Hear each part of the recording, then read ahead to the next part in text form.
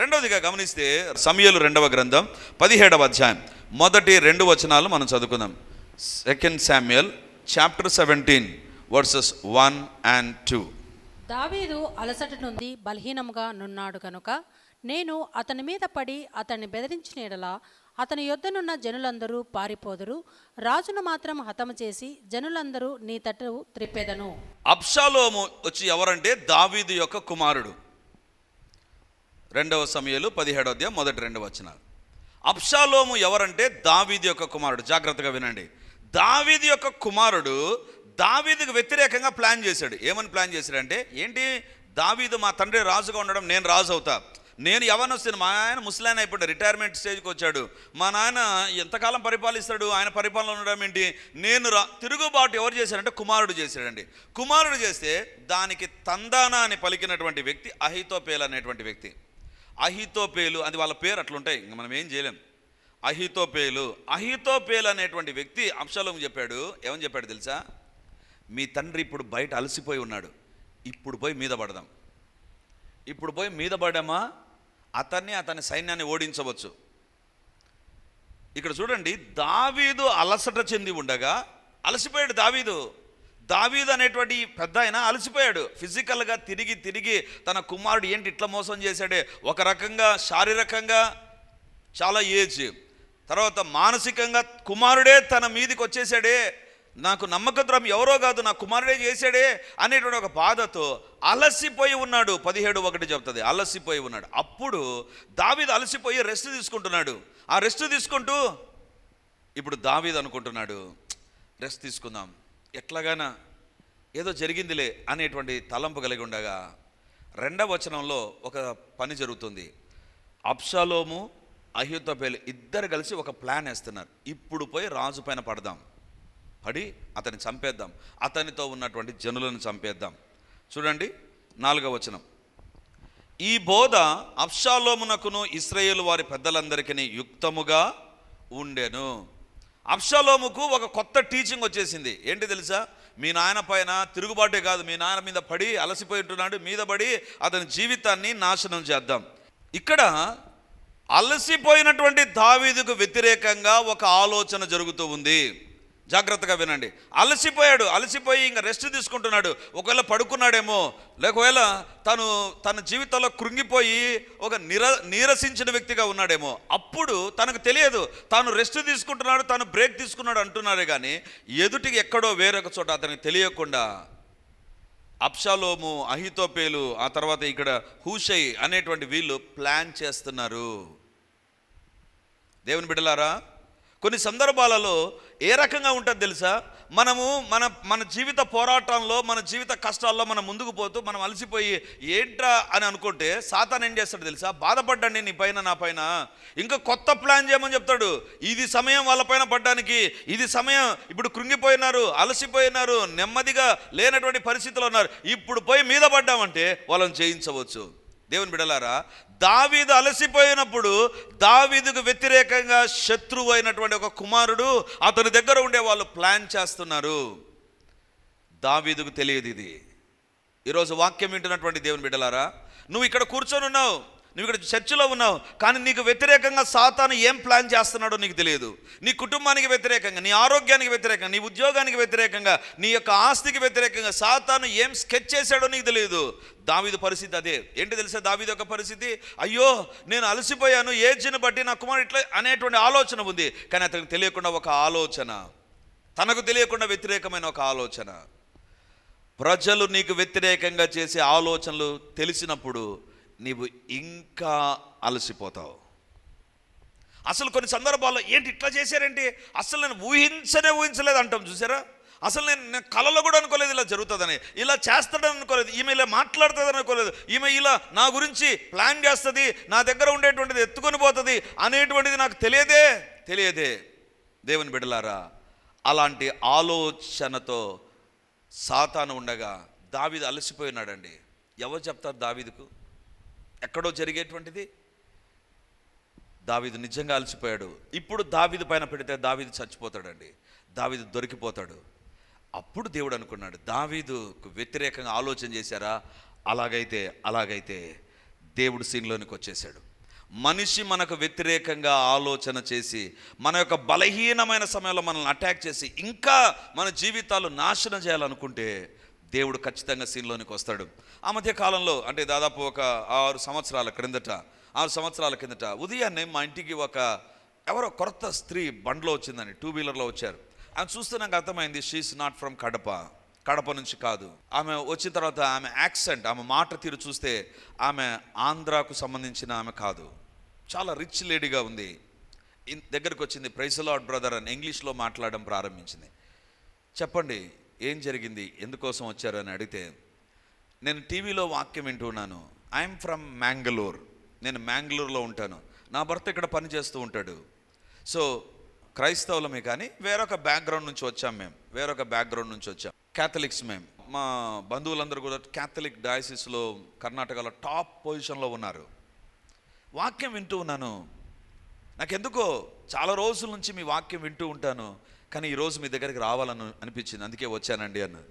చెప్పండి అమ్మా ఏంటి, వాట్ ఈస్ ద ప్రాబ్లం అని అడిగితే ఆమె చెప్పింది, దేవుడు నాకు విస్తారంగా డబ్బు ఇచ్చాడు, నా భర్త మంచి ఉద్యోగం, నా బ్యాక్గ్రౌండ్ చాలా రిచ్ బ్యాక్గ్రౌండ్, నాకు నా భర్తకు 100 ఎకరాల్లో చెక్క, లవంగాలు, యాలకులు, ఎకరాల తోటలు మాకున్నాయి. We're very rich brother. అవునా? ఆమె చెప్తూ, నేను కడపలోకి వచ్చాను, కొన్ని సంవత్సరాలు అయింది, నా ఇంటి ఎదురుగా ఉండేటువంటి ఒక ఆమెతో నాకు పరిచయం ఏర్పడింది. చాలా మంచి ఆమె. ఎలాంటి మంచితనంలోకి వెళ్ళిపోయిందంటే, ఈ ఇంట్లోంచి క్యారియర్ అక్కడికి పోతుంది, ఆ ఇంట్లోంచి క్యారియర్ ఇక్కడికి వస్తుంది. ఫుడ్ చాలా క్లోజ్ అయిపోయారు. వాళ్ళు కూడా వెరీ రిచ్, ఈమె కూడా రిచ్, వాళ్ళ ఏరియా కూడా వెరీ పాష్ లొకాలిటీన వాళ్ళు ఉంటారు. బ్రదర్ 1 month బ్యాక్ ఆమె నా దగ్గరకు వచ్చింది, పెళ్ళికి వెళ్తున్నాం, నా యొక్క నెక్లెస్ మా భర్త బ్యాంకులో పెట్టేశాడు, నీ దగ్గర ఉండే నెక్లెస్ నేను పెళ్ళికి తీసుకుని పోయి మళ్ళీ ఇస్తా. తీసుకొని వెళ్ళింది, తిరిగి ఇచ్చేసింది. బ్రదర్ నాకు అనిపించింది, ఇంకేం సమస్య, ఇచ్చేసింది. అవునా? ఇచ్చేసిందా? అవునండి. ఒకరోజు భార్యాభర్తలు ఇద్దరు నా దగ్గరికి వచ్చి కూర్చున్నారు, ఏడుస్తూ ఒక మాట చెప్పారు, మేము ఎవరికైతే డబ్బు ఇచ్చేసామో వాళ్ళు మా దగ్గర డబ్బు తీసుకొని వెళ్ళిపోయారు, కొన్ని లక్షలు తీసుకొని వెళ్ళారు, వాళ్ళు ఇస్తామని చెప్పి ఇవ్వకుండా ఉంటున్నారు, వడ్డీలు ఎక్కువైపోయి, వడ్డీలు కట్టడానికి 3 లక్షలు ఉంటే ఇవ్వమ్మా, నేను ఇస్తాను. ఆమె ఎంత రిచ్ లేడీ అంటే తన భర్త ఇచ్చిన డబ్బును కూడబెట్టుకుంటే 3 లక్షలు వచ్చిందంట. ఇలాంటి భర్తలు ఉంటే ఎంత బాగుండని అనుకుంటారు కదా. భర్త ఇచ్చిన డబ్బుతో 3 లక్షలు కూడా పెట్టుకునిందంట. ఆ 3 లక్షలు ఇస్తే ఆమె అనిందంట, నీ యొక్క మెడలో ఇంకొక నెక్లెస్ ఉంది కదా, అది కూడా ఇస్తే లోన్ పెట్టుకొని ఇంకొక 1 లక్ష తెచ్చుకుంటాం. ఇచ్చేసిందంట. బ్రదర్ ఇప్పటికి 1 month అయింది, అడిగితే ఇస్తాం అంటున్నారు. ఆ తర్వాత ఆమె అనేదంట, నన్ను అడగకు, నా భర్త కదా అడిగింది, నా భర్తను అడగనిందంట. ఈమె ఎలా పోయి అడగాలి? భర్తను అడగలేదు. సో ఈమెనే అడుగుతుంది. లాస్ట్గా అనిందంట, నువ్వు నాకు ఇచ్చావని ప్రూఫ్ ఏముంది అనిందంట. నువ్వు నాకు ఇచ్చావని ప్రూఫ్ ఏమన్నా ఉందా నీ దగ్గర? ఏమైనా బాండ్ రాసిచ్చానా? ఎప్పుడు ఇచ్చావు అన్నట్టుగా మాట్లాడింది. బ్రదర్ నెక్స్ట్ వీక్ మా బంధువుల యొక్క పెళ్ళి ఉంది, దానికి వెళ్ళాలి, వెళ్ళేటప్పుడు నా భర్త నా ఆహారాన్ని గురించి అడుగుతాడు, ఏం చెప్పాలి? భర్తకు చెప్పాలంటే భయం వేస్తుంది. వాళ్ళు డబ్బు ఇయ్యరని అర్థమైపోయింది. బ్రదర్ ఈరోజు టీవీలో మీ వాక్యం వింటూ ఉంటే ఎందుకో మీ దగ్గరకు వచ్చి ప్రార్థన చేయించుకోవాలనిపించింది, వచ్చాను. అవునా? సరే అమ్మా, మొట్టమొదటిగా దేవుడు అద్భుతం చేయకముందు మీరు ప్రభుని అంగీకరించండి. దేవుని బిడ్డలారా, ఆమె ప్రభు యొక్క సువార్తను అందించాను, దేవుని యొక్క మాటలు వినింది, ప్రభుని అంగీకరించింది. దేవుడు చేసిన కార్యం ఏంటి తెలుసా? నెక్స్ట్ వీక్ మ్యారేజ్కి వెళ్ళాలి. రోజులు గడుస్తూ ఉండగా ఫోన్ చేస్తుంది, బ్రదర్ 2 రోజులు ఉంది, 3 రోజులు ఉంది, 4 రోజులు ఉంది బ్రదర్ దగ్గరకు వచ్చేసింది. బ్రదర్ దేవుని బిడ్డలారా, దేవునికి స్తోత్రం. దేవుడు ఎలాంటి గొప్ప దేవుడు అంటే, వాళ్ళ జీవితంలో జరగదు అనుకున్నటువంటి ఒక కార్యం ఏముంది, డబ్బు ఇవ్వడానికి ఏం ప్రూఫ్ ఉంది అని చెప్పినటువంటి వాళ్ళు భార్యాభర్తలు ఒకరోజు సాయంత్రం ఇంటికి వచ్చేసి, మిమ్మల్ని చూస్తేనే మాకు ఎందుకో భయం వేస్తుంది, మీ డబ్బును అనుకుంటే మాకు భయం వేస్తుంది, మీ హారను అనుకున్న ఎందుకో మాకు భయం వేస్తుంది, ఎందుకో తెలియని భయం ఇద్దరికి కలుగుతుంది, నిద్రలేని రాత్రులు మాకు వస్తుంటున్నాయి, కాబట్టి మీ డబ్బు మీకు ఇవ్వాలనుకుంటున్నాం, ఇదిగో తీసేసుకోండి అని ఇచ్చి వెళ్ళిపోయారు బ్రదర్. దేవుని బిడ్డలారా ఆమె అంటది, బ్రదర్ నాకు వ్యతిరేకంగా వాళ్ళు ఒక ఆలోచన చేశారని నాకు అర్థం కాలేదు. వాళ్ళు నాకు ఎందుకు క్లోజ్ అయ్యారు, నాకు ఎందుకు క్యారియర్ పంపించారు, మా ఇంటికి ఎందుకు వచ్చారు, మాతో ఎందుకు మాట్లాడారు, నాతో ఎందుకు ఫ్రెండ్షిప్ చేశారు అర్థం కాలేదు. నేను అర్థమయ్యే లోపల నా దగ్గర ఉండే లక్షల రూపాయలు నా యొక్క చైన్, కాస్ట్లీ చైన్ వాళ్ళ చేతుల్లోనికి వెళ్ళిపోయింది. ఈ దేవుడు లేకపోతే నాకు నా భర్తకు కష్టమయ్యేటువంటిది. ఎప్పుడైతే అద్భుతం జరిగిందో వాళ్ళ భర్తకి వెళ్ళి చెప్పింది. వాళ్ళ భర్త అన్నాడు, అవునా దేవుడు ఇంత గొప్ప అద్భుతం చేశాడా, ఆ పాస్టర్ని ఎవరో రమ్మని చెప్పు. వాళ్ళ ఇంటికి వెళ్ళాం, ప్రార్థన చేశాం. అసలు ఆయన దేవుడు అంటే నమ్మడు, దేవుడు అంటే తిరగబడతాడు, దేవుని దగ్గరికి వెళ్ళవద్దు అని అడ్డం చెప్తాడు. దేవుని బిడ్డలారా, అలాంటి వ్యక్తిని కూడా దేవుడు మార్చాడు. ఎందుకు చెప్తున్నాను తెలుసా? దావీదుకు వ్యతిరేకంగా సొంత కుమారుడు ఆలోచన చేస్తున్నాడు. దావీదు అలసిపోయాడు, ఆల్రెడీ అలసిపోయిన వ్యక్తికి వ్యతిరేకంగా ఇంకా నాశనం చేయాలనే ఆలోచన వచ్చినప్పుడు, దేవుని బిడ్డలారా, నీకు వ్యతిరేకంగా నువ్వు ఆల్రెడీ ఏదో ఒక పరిస్థితుల్లో డిస్టర్బ్ అయిపోతూ ఉంటావు, కానీ నీకు వ్యతిరేకంగా ఎవరైనా ఆలోచన చేసినప్పుడు దాన్ని తెలుసుకునే లోపలనే జరిగిపోయే నష్టం జరిగిపోతూ ఉందా? ఈరోజు దేవుడు అంటున్నాడు, దాన్ని అడ్డుకోవడానికి నీవు అలసిపోయావా? నీ అలసిపోయినటువంటి పరిస్థితుల్లో నీ ఆశను నేను తీర్చగలను. హల్లెలూయా. ఎవరి జీవితంలో ఈ పరిస్థితి కూడా ఇది నన్ను వెళుతున్నారో, టేక్ ఇట్ ఫర్ గ్రాంటెడ్. ఏ దేవుడైతే ఆ సహోదరి జీవితంలో శత్రువుల యొక్క ఆలోచనలు తొలగించి ఆమెకు అవసరమైన డబ్బును, చైన్ను వెనక్కి తీసుకొని వచ్చాడో, నీ దగ్గర నుంచి ఎవరు తీసుకొని వెళ్ళినా ఈరోజు నా దేవుడు చెప్పే మాట ఒకటే, అది నా దేవుడు తిరిగి మీకు ఇచ్చునుగాక. ఆ దేవుడే మీ పక్షాన కార్యం జరిగించునుగాక. అందుకే దేవుని యొక్క వాక్యం చెప్తుంది, అలసిపోయిన వారి ఆశను నేను తృప్తిపరుస్తాను. అలసిపోయింది ఆమె, నా దగ్గర ప్రూఫ్ లేదు, నా దగ్గర ఏమీ లేదు, కానీ ఆమె ఆశను తృప్తిపరిచిన దేవుడు ఈరోజు నీ ఆశను కూడా తృప్తిపరుస్తాడు. ఎలాంటి పరిస్థితుల్లో ఉన్నా దేవునిపైన ఆధారపడదాం. ఆయన ఎవరు తెలుసా? నీ జీవితంలో ఏ అద్భుతమైన చేయడానికి శక్తి కలిగిన దేవుడుగా ఉన్నాడు. నెంబర్ 1, నీవు ఒక తప్పు చేసావా, అలసిపోతావు. ఆత్మీయ జీవితంలో నీ జీవితంలో నెమ్మది ఉండదు. రెండవదిగా, నీకు వ్యతిరేకంగా ఎవరైనా చేశారా, నీవు అలసిపోతావు, ఇంకా దాన్ని తట్టుకోవడం నీ చేత కాదు. మూడవదిగా జరిగేటువంటి కార్యం ఏంటి తెలుసా? యోహాను సువార్త 5వ అధ్యాయం 7వ వచనాన్ని మనం చదువుకుందాం. ఆ రోగి, అయ్యా, నీళ్లు కదిలింపబడినప్పుడు నన్ను కోనేటిలోనికి దించుటకు నాకు ఎవడనూ లేడు కనుక నేను వచ్చినంతలో మరియొకడు నాకంటే ముందుగా దిగునని ఆయనకు ఉత్తరమిచ్చెను. ఇప్పుడు 6వ వచనం చదవండి అక్క. యేసు వాడు పడి ఉండట చూచి, వాడప్పటికి బహుకాలము నుండి ఆ స్థితిలో నున్నాడని ఎరిగి, స్వస్థపడగోరుచున్నావా అని వాడిని అడుగగా, చాలు. యేసు ప్రభు 38 సంవత్సరాలుగా వ్యాధి గల ఒక మనుషుడు పడిన స్థలంలోనికి వచ్చి యేసు ప్రభు అడుగుతున్నాడు, డైరెక్ట్ క్వశ్చన్, స్వస్థపడగోరుచున్నావా? ఎవరాలి? స్వస్థపడాలి. అవును, నేను స్వస్థపడాలనుకుంటున్నాను అని చెప్పాలి.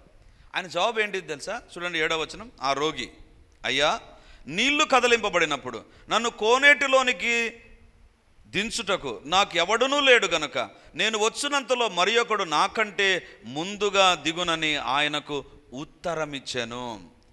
బాగుపడాలని కోరుకుంటున్నావా? అది యేసుప్రభు అడిగిన ప్రశ్న. దానికి ఏమని సమాధానం ఇవ్వాలి? అవును, బాగుపడాలనుకుంటున్నాను. అమ్మ, ప్రార్థన చేయాలి, స్వస్థత పొందాలనుకుంటున్నావా? వెరీ నెక్స్ట్ ఆన్సర్ ఏముంటుంది? అవును బ్రదర్ అంటారు. ఈయన ఏం చెప్పాలి? బాగుపడాలనుకుంటున్నావా అంటే వెంటనే చెప్పాల్సిన పని ఏంటి తెలుసా? జవాబు ఏంటి తెలుసా? అవును, బాగుపడాలనుకుంటున్నాను. కానీ ఆయన చెప్పిన జవాబు ఏంటి తెలుసా? ఇప్పుడు చూడండి, అయ్యా, నీళ్లు కదిలింపబడినప్పుడు నన్ను కోనేటిలోని దించుటకు నాకు ఎవడును లేడు.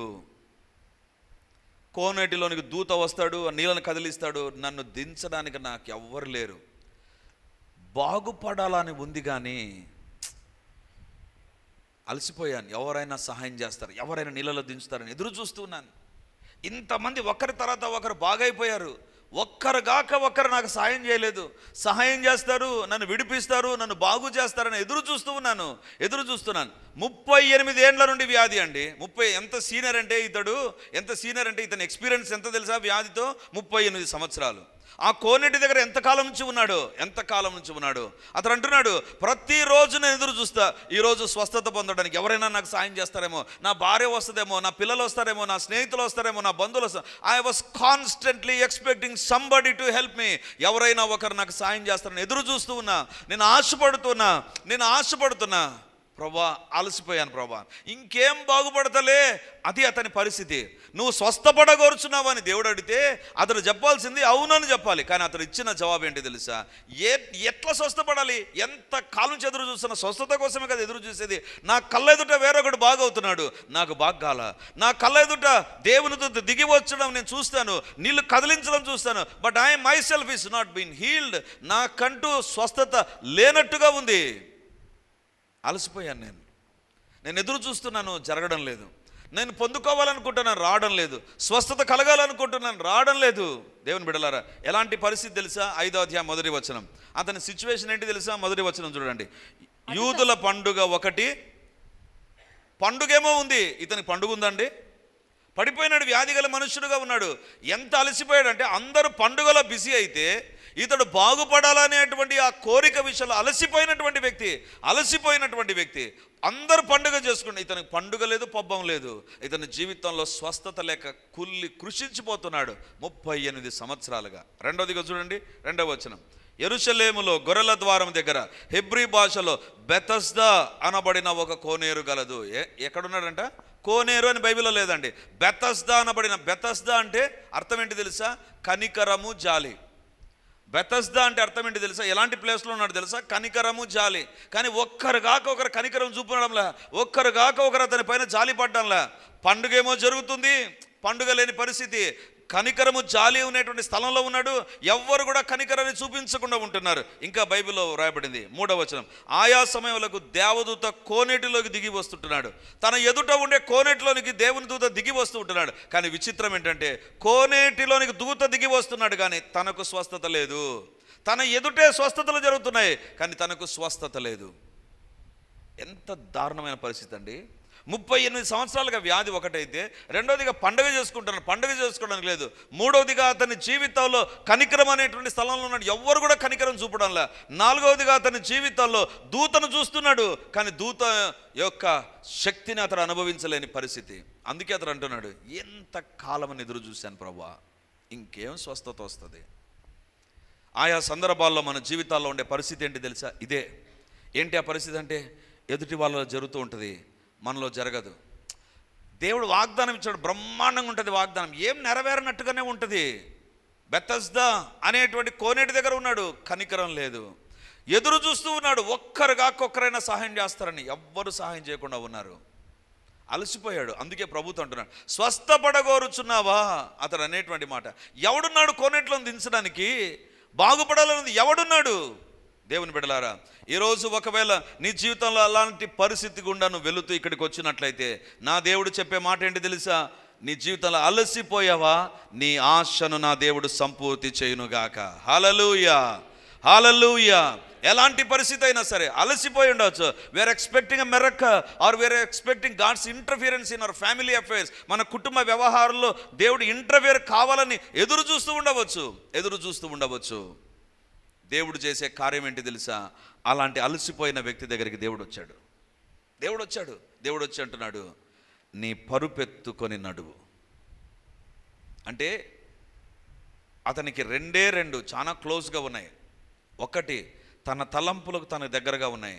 రెండవదిగా తన పరుపే తన సమస్తం. అందుకే దేవుడు అంటున్నాడు, నీ పరుపెత్తుకొని నడువు. 38 సంవత్సరాలుగా మనిషితో కాదు, పరుపుతో స్నేహం. 38 సంవత్సరాలుగా వ్యాధితోనే కాదు, పరుపుతో స్నేహం. 38 సంవత్సరాలుగా ఎవరు పట్టించుకున్నప్పుడు తనను పట్టించుకున్నది ఆ పరుపు ఒక్కటే. అందుకే దేవుడు ఆ పరుపెత్తుకొని నడువు అన్నాడు దేవుడు. దేవుని బిడ్డలారా, ఈరోజు ఒకవేళ నువ్వు డిసైడ్ అయిపోయావు, ఇంతేలే నా జీవితం, నా కుటుంబం ఇంతేలే, నా యొక్క పరిస్థితి ఇంతేలే, if you have taken a decision and you have concluding your life just like that, అదే రకంగా నా జీవితం ఉంటుందిలే అనుకుంటున్నావా? ఈరోజు దేవుడు నీతోనే మాట్లాడుతుంటున్నాడు. అలసిపోయిన నీ ఆశను నా దేవుడు చిగిరింప చేయునుగాక. హల్లెలూయా. ఆశ నెరవేరునుగాక. ఎంత విచిత్రమైన పదజాలం బైబిల్లో వాడతారంటే, లాస్ట్ లైన్ అలయక అలయక పరుగెత్తుదురు. పరిగెత్తే నడిచి ఆ నుంచి నడిచిపోతేనే అమ్మ ఎక్కడుంది కూలర్ ఫ్యాన్ అని చూసుకొని డైరెక్ట్గా కూర్చుంటాం. ఆ నుంచి నడిచి వచ్చినందుకు పరిగెత్తే వాళ్ళు అలసిపోకుండా ఉంటారా? ఇక్కడ బైబిల్లో వ్రాయబడింది అలయక పరిగెత్తుదురంట. అంటే వాళ్ళ జీవితంలో ఒక పరుగు ఉంటుంది, అలసిపోకుండా పరిగెత్తేటువంటి కృపను దేవుడు ఇస్తాడంట. అలసిపోవాలి మామూలుగా, కానీ అలసిపోనివ్వకుండా దేవుడు చేస్తాడు. అలసిపోనివ్వకుండా ఎందుకు అలసిపోరు తెలుసా? ఆశ నెరవేరుతుండగా అలసిపోవడం ఉంది, ఇంకా పరిగెత్తడమే ఉంటుంది. అంటే వాళ్ళ జీవితంలో వెన్ గాడ్ ఇంటర్ఫేర్స్, అలసిపోయిన వారు అక్కడే కూలబడిపోతారు, అక్కడే ఫెయింట్ అయి పడిపోతారు, అక్కడే సొమ్మసిల్లి పడిపోతారు. పరిగెత్తి అలసిపోయి పడిపోతారండి. కానీ బైబిల్లో వ్రాయబడింది when you are going through a situation, ఒక పరిస్థితి కూడా నువ్వు వెళుతూ నీ జీవితంలో పొందుకోవాలని ఎదురు చూస్తుండగా అలసిపోకుండా పరిగెత్తడానికి దేవుడు సాయం చేస్తాడంట. ఎందుకు తెలుసా? 29వ వచనం, సొమ్మసిల్లిన వారికి బలమిచ్చువాడు ఆయనే. హల్లెలూయా. నీకు బలమిచ్చే దేవుడు ఉన్నాడు. నీ పరిస్థితుల మధ్య అలసిపోక ఆగిపోక సాగిపోయేటువంటి ఒక బలమైన దేవుడు నీ దగ్గర ఉన్నాడు. బైబిల్ చెప్తుంది సొమ్మసిల్లిపోయావా? ఈరోజు నీ జీవితంలో ఒక దీవెన కోసం you have tried your best. నువ్వు చేయగలిగిన ద బెస్ట్ చేసావు. నీ బిడ్డల విషయంలో కానీ నీ యొక్క జీవితంలో ఎదుర్కొన్న సమస్య విషయంలోనే you tried your best, but still you could not achieve what you are expecting. నువ్వు ఎదురు చూసేది ఏదో పొందలేకపోయేటువంటి అలసిపోయావా? 38 సంవత్సరాలుగా అసలు అలసిపోయాడు. ఇప్పుడు దేవుడు అంటున్నాడు నువ్వు లేచి నీ పరుపు ఎత్తుకొని నడువు. దేవుని బిడ్డలారా, అలసిపోయిన జీవితాల్లో అలయక పరుగెత్తేటట్లు చేస్తాడు దేవుడు. హల్లెలూయా. నీ జీవితంలో ఆగిపో అనేటువంటి సాతాను యొక్క సందేశం ఇంకేముంటుందిలే, ఇంతేలే, ఇంతకంటే వేరొకటి లేదు, ఇంక అయిపోయింది అనేటువంటి ఒక ఫుల్ స్టాప్ పెట్టాలని సాతాను చూస్తాడు. దేవుడు అంటాడు no, instead of full stop I'm going to put a comma there. అక్కడ కామా పెడతాను, యూ కెన్ కంటిన్యూ. నువ్వు సాగిపోగలవు. దేవుని బిడ్డలారా, మన జీవితంలో మనం తెలుసుకోవాల్సిన విషయం ఏంటంటే ఎవరు దేవుడు? అలసి ఉన్న వారి ఆశను తృప్తిపరుస్తాడు. 38 సంవత్సరాల ఆశను తృప్తిపరిచిన దేవుడు, అలసిపోయినటువంటి వ్యక్తిని బాగు చేసిన దేవుడు. ఈరోజు నీతో మాట్లాడేటువంటి మాట, అలయక నువ్వు పరిగెత్తావు. You will not quit from your running. నీ యొక్క పరుగు పందెం నుంచి నువ్వు ప్రక్కకు రావు. నీ జీవితంలో ఎదురు చూసే దీవెన నుంచి నువ్వు అలసిపోవు. దేవుని బిడ్డలారా, మన జీవితంలో మనం తెలుసుకుందాం. ఆయా సందర్భాలలో మనం వినే వార్తలు, మనం ఫేస్ చేసేటువంటి పరిస్థితులు, మన శరీరంలో జరిగేటువంటి మార్పులు చూసినప్పుడు ఇంకేమవుతుంది అనేటువంటి తలంపులు వచ్చేస్తాయి. కానీ అలాంటి పరిస్థితుల్లో దేవుడు ఉన్నాడు. ఈరోజు దేవుడు మాట్లాడే మాట, అలసి ఉన్న వారి యొక్క అలసట నేను చూశాను, వారి ఆశను నేను తృప్తిపరచుదును. దేవుని బిడ్డలారా, తృప్తి అంటే ఏంటి తెలుసా? అప్పుడప్పుడు మనం చూస్తుంటాం, ఆ హోటల్ పైన తృప్తి అని బోర్డు పెట్టింటారు.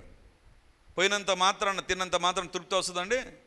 మనకు కడుపు చెప్పాలి తృప్తి వచ్చిందని, లేదా మన నోరు చెప్పాలి తేనిచ్చినప్పుడు తృప్తి వచ్చినట్లు.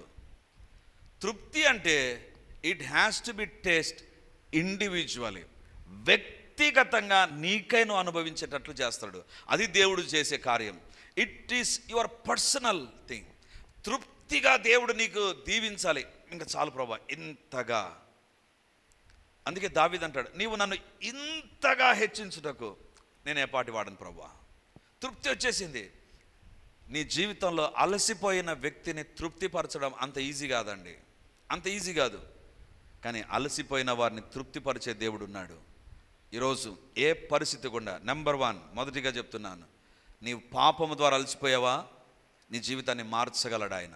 ప్రయాసపడి భారం మోసుకొనిచున్న సమస్త జనులారా, దేవుని దగ్గర రండి, దేవుడు మీకు విశ్రాంతినిస్తాడు. రెండవదిగా, దావీదు అలసిపోయినప్పుడు దావీదుకి వ్యతిరేకంగా ఒక ఆలోచన బయలుదేరినప్పుడు దేవుడు సహాయం చేశాడు. మూడవదిగా, అలసిపోయాడు, 38 సంవత్సరాలుగా అలసిపోయాడు తన జీవితంలో బాగుపడడానికి. అలసిపోయాడు 38 లాంగ్ ఇయర్స్. దేవుడు అలసి ఉన్న వ్యక్తి యొక్క ఆశను నెరవేర్చాడు. ఈరోజు వాక్యం వింటున్నటువంటి దేవుని బిడ్డలారా, దేవుడు మనొక్కొక్కరితో మాట్లాడుతుంటున్నాడు. నీవు అలసిపోయావా? నీ జీవితంలో దేవుడు కార్యాన్ని జరిగిస్తాడు. కానీ ఇక్కడ ఒక సూచన నేను మీకు ఇవ్వాలని కోరుతున్నాను. దేవుడు మీ జీవితంలో ఒక కార్యం జరిగించిన తర్వాత, ఈ సందేశం విని ఈ ప్రార్థనలు ఏకీవించిన తర్వాత, దేవుడు ఒక కార్యం చేసిన తర్వాత మీరు చేయాల్సిన పని ఒకటి ఉంది. ఏంటి తెలుసా? గలతీలకు రాసిన పత్రిక 6వ అధ్యాయం 9-10 వచనాలు. మనము అలయక మేలు చేసితిమే అని తగిన కాలమందు పంట కోతుము. కాబట్టి మనకు సమయము దొరికిన కొలది అందరి ఎడలను, విశేషముగా విశ్వాస గృహమునకు చేరిన వారి ఎడలను మేలు చేయదము. అలయక మేలు చేసితిమేని తగిన కాలమందు పంట కోయుదుము. దేవుని యొక్క వాక్యం చెప్తుంది, అలసిపోక నువ్వు మేలు చేయి. నీ జీవితంలో నీ మాట ద్వారా ఒకరికి కీడు జరగడానికి వీల్లేదు, నీ రాత ద్వారా ఒకరికి కీడు జరగడానికి వీల్లేదు, నీ యొక్క పని ద్వారా ఇంకొకరికి కీడు జరగడానికి వీల్లేదు. అలయక మేలు చేసావా, తగిన కాలమందు పంటకు వస్తాను. మేలు చేయడంలో ఎప్పుడు ముందుందాం. నీకు వ్యతిరేకంగా ఎవరైనా కీడు చేశారా, వాళ్లకు ప్రతి కీడు చేయవద్దు. ఒకరు ఈ రకంగా నిన్ను అన్నారా, నీకు ఇట్లా చేశారా, నేను 10 అంతలు చేసి చూపిస్తానని అనుకో. అలయక మేలు చేయి, అలసిపోక మేలు చేయి. తగిన కాలంలో నువ్వు ఖచ్చితంగా పంటను కోస్తావు. కీడు చేయడం నీకు దూరంగా ఉండాలి. హల్లెలూయా, హల్లెలూయా, హల్లెలూయా. గొప్ప దేవానికి వందనాలు, మహిమ కలిగిన దేవానికి స్తోత్రాలు, సజీవుడమైన దేవానికి వందనాలు. ఎవరైతే ప్రార్థనలు నీ దగ్గరికి వస్తున్నారో, ప్రభువా ఈ అలవాటు నుంచి, ఈ పాపము నుంచి, ఈ సంబంధం నుంచి నన్ను విడిపించు, నా భర్తను విడిపించు, నా పిల్లలను విడిపించు అని అడుగుతున్నారు, అలాంటి వారి మొర ఆలకించండి నాయన. అలసిపోయిన వారి ఆశ తృప్తి పరచబడును గాక, యేసు నామమందు నెరవేర్చబడును గాక. ప్రతి పాప బంధకము తొలగిపోవును గాక. లోక మాటలు విని, ఫ్రెండ్స్ మాటలు విని నష్టపోయిన వారు ఇక్కడ ఉన్నారు ప్రభువా, వారి జీవితాలు మార్చబడును గాక, వారి జీవితాలు మార్చబడును గాక, వారి కుటుంబాలు తిరిగి కట్టబడును గాక. తండ్రి, పాపాన్ని బట్టి కూలిపోయిన కుటుంబ జీవితము యేసు నామమందు తిరిగి కట్టబడును గాక. In the name of Jesus కట్టబడును గాక, కట్టబడును గాక, కట్టబడును గాక. యేసు నామమందు కట్టబడును గాక నాయనా. ఎవరైతే తండ్రి దావీదులాగా అలసిపోయి శత్రువుల బెడదతో తండ్రి సొమ్మసిల్లిపోయే పరిస్థితిలో ఉన్నారు నాయన, అలాంటి వారి పక్షాన మీ కార్యములు జరుగునుగాక. అబ్షాలోమును కంట్రోల్ చేసిన దేవుడవు నీవే నాయనా. అహితోపేలు, హూషై వారి యొక్క ఆలోచనలు వ్యర్థం చేసిన దేవుడవు నీవే నాయనా. యేసు నామమందు తండ్రి, ఎవరు బాబా ఆయా వ్యక్తుల యొక్క ఆలోచనలు బట్టి డిస్టర్బ్ అయిపోతున్నారు, వీళ్ళు ఏంటి మా గురించి ఇలా చేస్తున్నారే అని కృంగిపోతున్నారు, అలాంటి వారి పక్షాన నిలబడండి ప్రభా. యేసు నామమందు దైవిక కార్యములు జరుగునుగాక. వారి శత్రువులు వారి పక్షాన కార్యములు చేయుదురుగాక. యేసు నామమందు నా దేవుడుగా మీరు నాకు ఇచ్చిన మాటను బట్టి అడుగుతున్నాను, నీ దేవుడే నీకు సహాయం చేయనని సెలవిచ్చావు ప్రభా. ఏ శత్రువు అయితే వీరికి వ్యతిరేకంగా ఉన్నాడు, వారే వీరికి మిత్రులగుదురుగాక. డబ్బు తీసుకున్న వారు తిరిగి ఇచ్చుదురుగాక, తీసుకున్న ప్రాపర్టీ వారు వెనక్కి ఇచ్చుదురుగాక. నా దేవుని కార్యము జరుగునుగాక. తండ్రి నీకే స్తోత్రాలు. తండ్రి, ఏ స్వస్థత, ఏ యొక్క బ్రేక్ త్రూ ఎదురు చూస్తున్నారు, ఏ యొక్క ఈ కార్యం నా కుటుంబంలో జరగాలి కదా, ఇంకా జరగలేదే అని ఎదురు చూస్తున్నారు, అలాంటి వారి ఆశ తీర్చబడును గాక. 38 సంవత్సరాల వ్యక్తి యొక్క అలసిపోయిన పరిస్థితిలో అతని ఆశను తృప్తిపరిచిన దేవా, యేసు నామమున ఇప్పుడు అడుగుతున్నాను, జరగకుండా సో మెనీ ఇయర్స్ పెండింగ్ గా ఉన్న ప్రతి ప్రాబ్లం యేసు నామమున ఒక అద్భుతమైన కార్యము జరిగి సఫలమగును గాక. తండ్రి, మీరు మా జీవితాల్లో మేలు చేసినప్పుడల్లా మేము కూడా ఇతరులకు మేలే చేయుదుముగాక. కీడు ఎన్నడూ మేము చేయకుండా ఉందముగాక. మా మాట ద్వారా కానీ, మా పనుల ద్వారా కానీ, మా ఆలోచనల ద్వారా కానీ తండ్రి మేము కీడు చేయకుండా ఉందముగాక, మేలే చేయుదుముగాక. దేవా, మీ కార్యాలు జరిగించి మహిమను పొందుమని మమ్మల్ని మేము తగ్గించుకుంటూ మీ నామాన్ని హెచ్చిస్తూ, యేసయ్య నామమందు అలసి ఉన్న వారి ప్రతి ఆశ తృప్తి పరచబడి మిమ్మల్ని మేము మహింపరిచే కృపను మీరు దయచేయబోతున్నందుకు వందనాలు చెల్లిస్తూ, సర్వోన్నతుడు సర్వశక్తిమంతుడైన యేసు నామమందు ప్రార్థించి అడిగి పొంది ఉంటున్నాము తండ్రి, ఆమేన్. Praise the lord. యేసుక్రీస్తు పరిశుద్ధ నామందు ఈ యొక్క విమోచన గడి అనే టీవీ కార్యక్రమాన్ని వీక్షిస్తున్నటువంటి దేవుని బిడ్డలారా, మీ ఒక్కొక్కరికి నా హృదయపూర్వకమైనటువంటి వందనాలు, శుభములు, ప్రార్థనలు తెలియజేస్తున్నాను. దేవుని యొక్క ఉచితమైన కృపను బట్టి ప్రతి ఆదివారం ఉదయం 9:30 గంటలకు మొదటి ఆరాధన రెడీమర్ చర్చిలో జరుగుతూ ఉంది. వందలాది మంది ప్రజలు హాజరై దేవుని దీవెనలు పొందుతుంటున్నారు. మీరు కడప చుట్టూ ఉండేటువంటి గ్రామాల్లో ఉండేటువంటి వారైతే, సమీపాన ఉండేటువంటి వారైతే ఆదివారం ఆరాధనకు తప్పకుండా హాజరై దేవుని దీవెనలు మీరు పొందాలని కోరుతుంటున్నాను. మీకోసం ప్రత్యేకంగా దేవుని యొక్క సందేశం, ప్రత్యేకమైన ప్రార్థనలు, వ్యక్తిగతంగా మిమ్మల్ని కలుసుకొని మీ గురించిన విషయాలు తెలుసుకొని ప్రార్థించాలని మేము సిద్ధంగా ఉన్నాం. కాబట్టి ఈ యొక్క రెడీమర్ చర్చ్ కడప నడిబొడ్డున ఉండేటువంటి కోట్రేడి సర్కిల్ దగ్గర నారాయణ కాలేజ్ ఎదురుగా ఉండేటువంటి ఇంతకు ముందు ఉన్నటువంటి స్టార్ థియేటర్లో ఇప్పుడు జరుగుతూ ఉంది. కాబట్టి తప్పకుండా ఇతర ప్రాంతాల నుంచి వచ్చే వారికి కూడా బస్ ఫెసిలిటీ కూడా చాలా దగ్గరగానే ఉంటుంది. కాబట్టి తప్పకుండా మీరు మీ కుటుంబాలు హాజరై ఈ వాక్యపు దీవెనలు, ప్రార్థనా శక్తిని, దేవుని యొక్క అద్భుతమైనటువంటి సన్నిధిని ప్రతి ఆదివారం ఉదయం 9:30కు జరిగేటువంటి ఆరాధనలో హాజరై దేవుని దీవెనలు పొందాలని కోరుతూ ఉన్నాను. సాయంత్రం 7 గంటలకు కూడా 2వ ఆరాధన ఉంటుంది. తప్పకుండా ఈ 2 ఆరాధనలకు మీరు హాజరై దేవుని దీవెనలు పొందాలని కోరుతూ ఉంటున్నాను. మరిన్ని వివరాలకు ఈ కింద కనబడుతున్నటువంటి నంబర్ 9845669572 లేదా 9440407722కు మీరు కాల్ చేసి వివరాలు తెలుసుకోవాల్సిందిగా కోరుతున్నాను. God bless you.